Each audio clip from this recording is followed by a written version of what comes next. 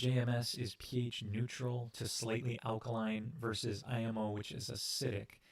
And I always want to address pH as something that, even though it can be important, it's not as important as you think.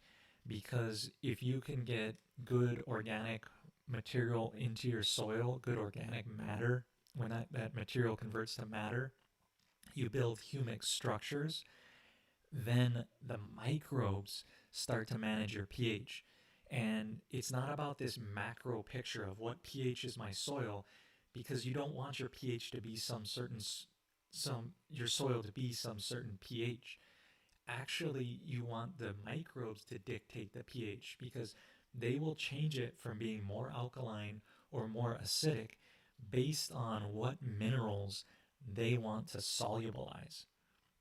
So what's a more important thing to think about is not the pH of your solutions, what you're putting on, how you're trying to manage this macro pH in this whole system, because you want the individual microbes, like for instance, right in the root zone. If this is a root tip headed out, microbes are going to colonize right in a few micrometers around this root, and they're going to change the pH radically different to solubilize certain things.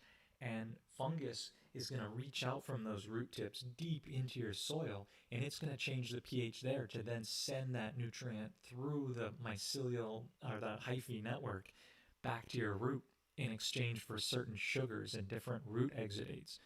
And so if you think of your soil this way, of not thinking about the pH so much, I know if you're an indoor grower and you only have your soil bag, don't get me wrong, it's important to kind of balance your pH. You don't want to have like something crazy, but not to think so much pH, to think more, hey, how can I get more organic matter in here? How can I get more microbes?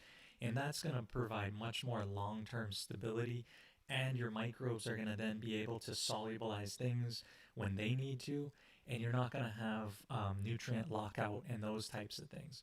So in general, I don't worry too much about pH. I do kind of put some dolomite out into my soil when I first start, because I'm in very acidic kind of, I don't know, andisols, or there's some certain soil profile that I can't recall right now, but it does help to kind of get things kickstarted in the beginning.